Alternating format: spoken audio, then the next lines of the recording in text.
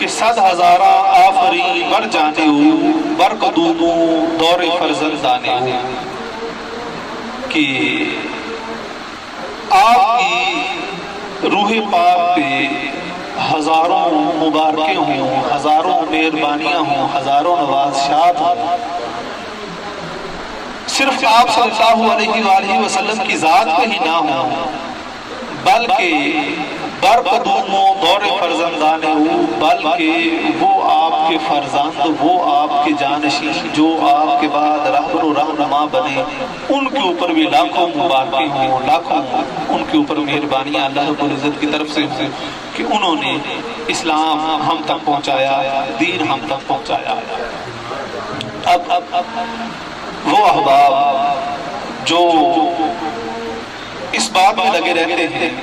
کہ نعوذ باللہ جو صحابہ کرام رضوان اللہ علیہم اجمعین وہ نبی مکرم صلی اللہ علیہ وآلہ وسلم کے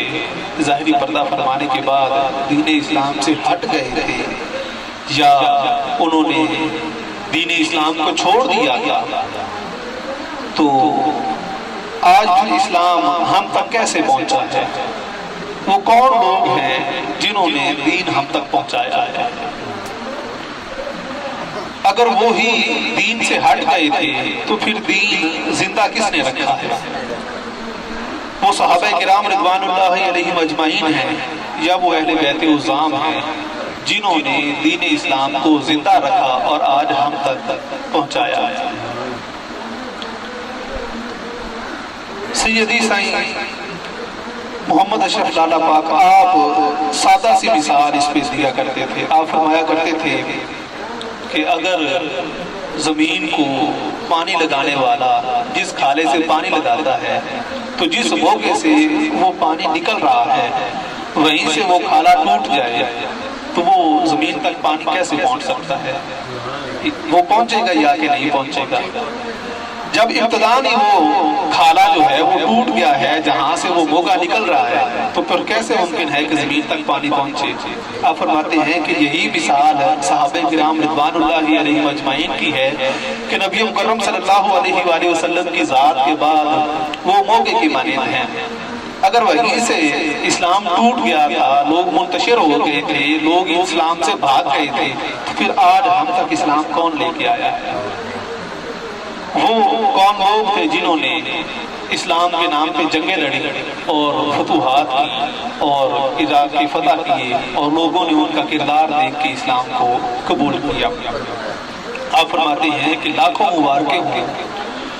آپ صلی اللہ علیہ وآلہ وسلم کی جان پر اور آپ صلی اللہ علیہ وآلہ وسلم کی ذات کے بعد جو آپ کے جانشین بنے، جو آپ کے رہبر و رہنما جنہوں نے ہمارا یہ اختیار کیا، ان کے اوپر بھی لاکھوں مبارکیں ہوں کہ وہ ہماری طرف اسلام کو لے کے آئے۔ یہ فرزندان ہر دور میں موجود رہے ہیں کہ جنہوں نے دین اسلام کے جھنڈے کو بلند کیا اور اسلام کی آواز کو بلند کر کے لوگوں تک پہنچایا، چاہے وہ صحابہ کرام رضوان اللہ علیہم اجمعین ہیں، چاہے وہ تابعین ہیں، چاہے وہ تبع تابعین ہیں، چاہے وہ محدثین کرام ہیں، چاہے وہ فقہاء ہیں، چاہے وہ بزرگان دین ہیں،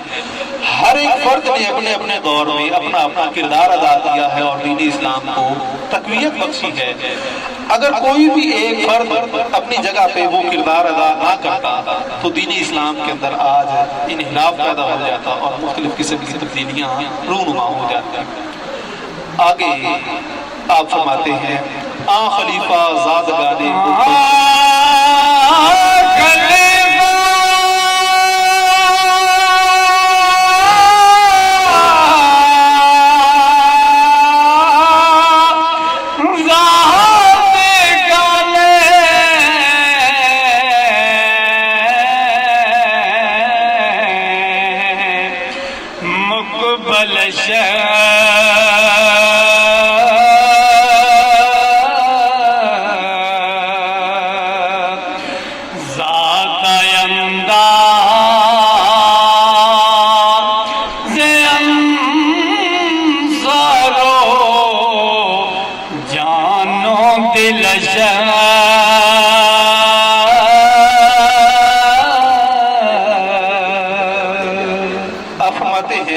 پیچھے بیٹھ جائیے. خلیفہ زادگان مقبلش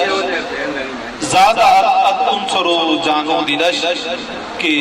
آپ کے وہ با اقبال شہزادے، آپ کے وہ با اقبال آپ کے پیچھے جانشین جو آپ کی روح اور قلب کے عنصر سے پیدا ہوئے، کہ اللہ رب العزت نے نبی مکرم صلی اللہ علیہ وآلہ وسلم کو مزکی فرمایا ہے کہ آپ تزکیہ فرمانے والے ہیں، دلوں کو پاک صاف کرنے والے ہیں اور پورے ایمان سے منور فرمانے والے ہیں.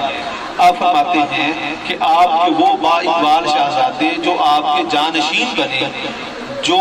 آپ کی روح اور قلب کے عنصر سے پیدا ہوئے، کہ جن کی روح میں، جن کی جان میں آپ کی ذات جو ہے وہ سرایت کر چکی تھی، اور انہوں نے دین اسلام کے اوپر کام کیا اور ہماری راہ و رہنمائی کی. ان کے اوپر بھی لاکھوں کروڑوں جو ہیں وہ رحمتیں ہوں اللہ رب العزت کی ذات کی طرف سے.